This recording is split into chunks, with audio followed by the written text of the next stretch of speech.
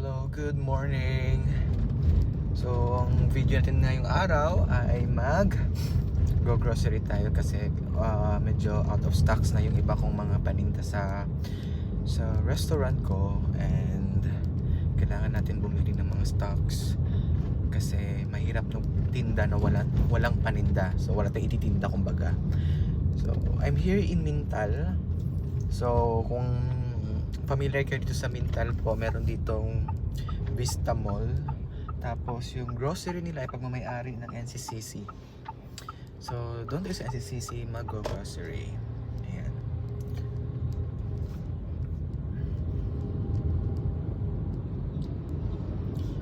So yung area kasi ng namin, ng bar and restaurant is nasa Bago Shiro. And siguro mga 400 to 500 meters ang layo nito papuntang Vista Mall. So kaya dito ko naisipan na mag-grocery kaysa naman doon sa Turil na medyo malayo-layo siya kung i-compare ko dito. So ayan, we're here na po. Ayan, we're here na sa Vista Mall.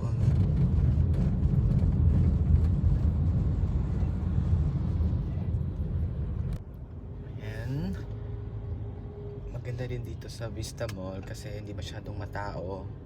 And siyempre ang hinahanap natin na comfortable tayong mag-grocery at hindi tayo na uubusan ng oras sa pagpipila. So dito tayo. Ayan. I'm going to park here. Ayan.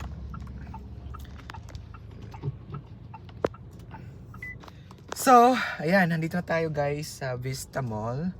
And mag-grocery lang tayo saglit. Then balik tayo sa ating bar and restaurant. See you later.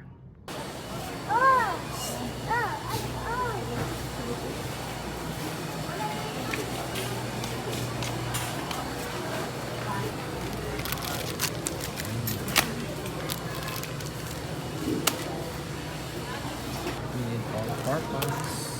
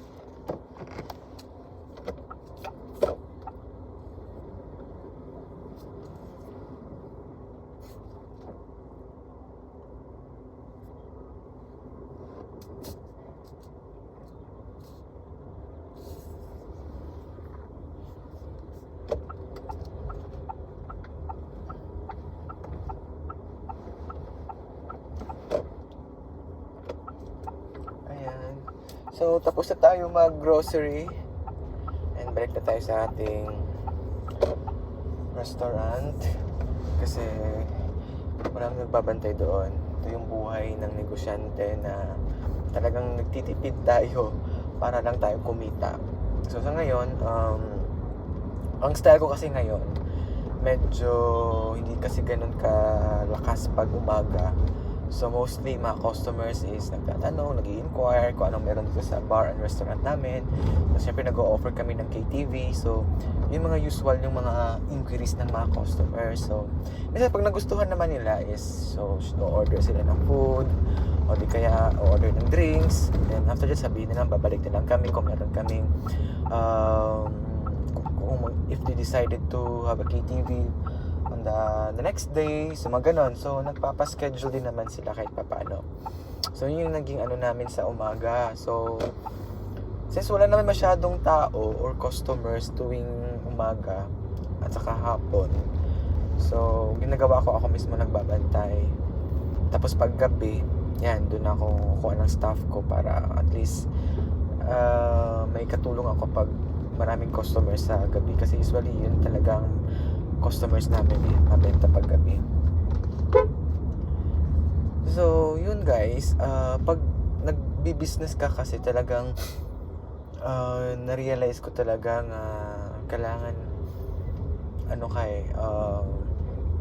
dapat ikaw mismo talaga ang titingin, kumbaga hands-on ka masyado sa business kasi ikaw din makakaalam kung ano yung dapat i-improve, anong dapat idagdag or kulang doon sa ginagawa naming strategy para makabenta kami.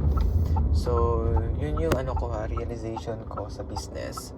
So, dahil nga baguhan lang kami sa ganitong trabaho, kasi I've been working for I think 20 years na sa corporate.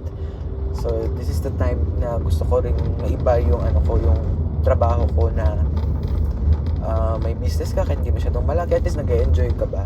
Although very challenging, kasi nga very limited yung source mo sa finance, and very limited din yung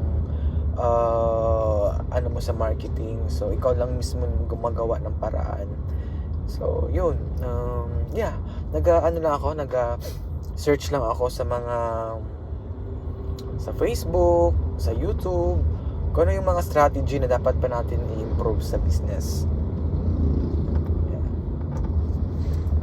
So sa ngayon guys, I'm heading to my establishment na. So, kanina parang madalian na lang, very quick grocery. Binili ko lang yung yung mas importante, mas kailangan ng mga customers. And then, schedule na naman natin for the next kasi usually yung pinagbibilhan ko talaga doon sa downtown. Kasi nga, mas makamura ka. Pero, na-realize ko din kung makakamura ka nga kung yung gasolina mo from downtown balik dito sa Bago Oshero. So, ganoon din yung naman So, kahit medyo mahal dito sa Vista Mall, bawi ka din naman sa gasolina kasi malapit lang din naman ako sa Vista Mall.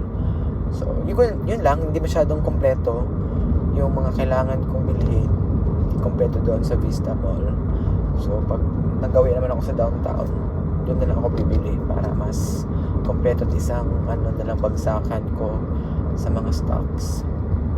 Hindi madaling mag-business, lalo na pag mag-isa ka, lalo na pag ikaw lang mismo talaga ang gumagapang para lang ayaw mo mag-give up. Kasi mahirap, lalo na nagre-rent ka ng space mo, may pinapasweldohan ka na tao, tapos may binabayaran kang bills, electricity, water, internet, tapos meron ka pang mga installment na mga appliances para doon sa bar and restaurant. So, ang hirap po. Kung alam nyo lang, kung iisipin nyo kung paano ko siya binabangon, very amazing si God. So, pero okay lang guys, laban na pa rin tayo. Alam nyo, sa business kasi, pag hindi tayo marunong lumaban, pag hindi tayo marunong gumawa ng strategy, hindi, talo ka talaga. So, matatalo ka doon pa lang. Kaya, kahit gaano man kaliit o kalaki yung negosyo mo, basta marunong ka maggawa ng strategy mo, kahit pa paano meron talagang papasok ng customers may benta ka talaga niyan. Hindi man siya araw-araw na ganun kalaki ang sales mo, kahit pa paano meron.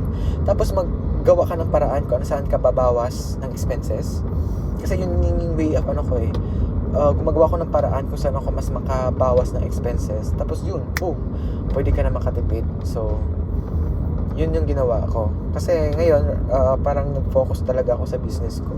Total, wala naman ako masyadong ginagawa, and I recent quit my job. So, dito na lang muna tayo sa business, and tingnan natin kung hanggang saan ang strategy natin dito sa business. Yan. So guys, dito na ako, and ilalabas ko lang yung mga pinabili ko.